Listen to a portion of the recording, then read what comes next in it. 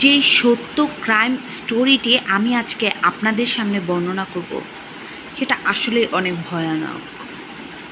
Indian একজন model, যে কিনা আগে মডেলিং করতো, বাট মডেলিং ক্যারিয়ারে খুব একটা উন্নতি করতে পারেনি বলে সে ইভেন্ট ম্যানেজমেন্ট কাজটা বেছে নেয় এবং ইভেন্ট ম্যানেজমেন্ট কাজ করেন। ইভেন্ট ম্যানেজমেন্ট কাজের জন্য তাকে দিল্লিতে যেতে হয়। যখন সে দিল্লিতে এয়ারপোর্টে নামে তখন সে ওলা, একটা অ্যাপ আছে ড্রাইভিং অ্যাপ, মানে কার পাওয়া যায়, ওটার নাম ওলা। ওই ওলা অ্যাপের মাধ্যমে সে একটি গাড়ি বুক করেন।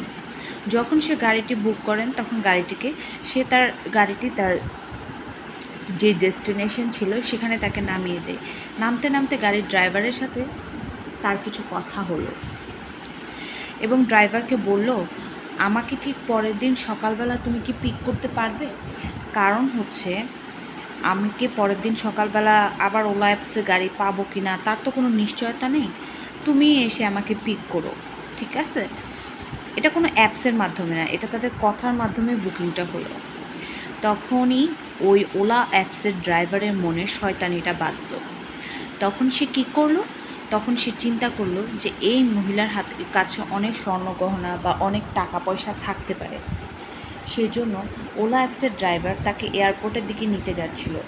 যেহেতু সে সারা রাত অনেক ব্যস্ত ছিল ইভেন্ট ম্যানেজমেন্ট কাজে, সে একটু ঘুমাচ্ছিল গাড়িতে।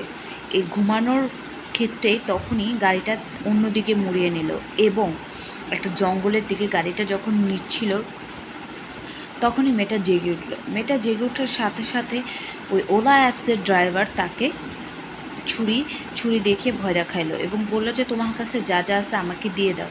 তখন মেয়েটা না বুঝতে পেরে চিৎকার শুরু করলো। যখনই মেয়েটা চিৎকার শুরু করলো তখনই ওলা অ্যাপসের ড্রাইভার ওই ছুরি দিয়ে মেয়েকে অনেকগুলো স্ট্যাব করলো, শূন্য হয়ে পড়লো। যখন মেয়েটা জ্ঞানশূন্য হয়ে পড়লো তখন ওই ওলা অ্যাপসের ড্রাইভার ভাবলো, আমি যদি তাকে না মেরে ফেলি তাহলে তো ও সবাইকে বলে দিবে, কারণ ও তো আমাকে চিনে এবং ওলা অ্যাপসের মাধ্যমে যেহেতু সে আমাকে ফার্স্টে বুক করেছিল আমার ডিটেলস তো তার কাছে আছে। সেই জন্য সে কী করলো? সেই জন্য সে ওলা অ্যাপসের ড্রাইভার করলো, তাকে মেরে ফেললো, হত্যা করলো। ভাবা যায়, কয়েকটা টাকা পয়সার জন্য হত্যা করলো। এবং শুধু হত্যা করেই ক্ষান্ত হয়নি, মেয়েটার মুখে বারবার পাথর দিয়ে মারলো, যেন তার মুখ কখনো চিনতে না পারা যায় এবং তাকে যেন শনাক্ত করা না যায়, সেজন্য তার সব কিছু নিয়ে গেল। এবং মেয়েটার লাশটা যখন পুলিশ পাইলো তখন তারা এই লাশের কোনো সন্ধানই মিলতে পারছিল না। এদিক দিয়ে মেয়ে যখন বাড়িতে যাচ্ছিল না তখন তার হাজব্যান্ড বারবার পুলিশের কাছে কমপ্লেন করলো, কিন্তু পুলিশ এই কমপ্লেনটা আমলে নিল না। যার কারণে মেয়েটা মারা গেলেও তার লাশটাও উদ্ধার হলো না।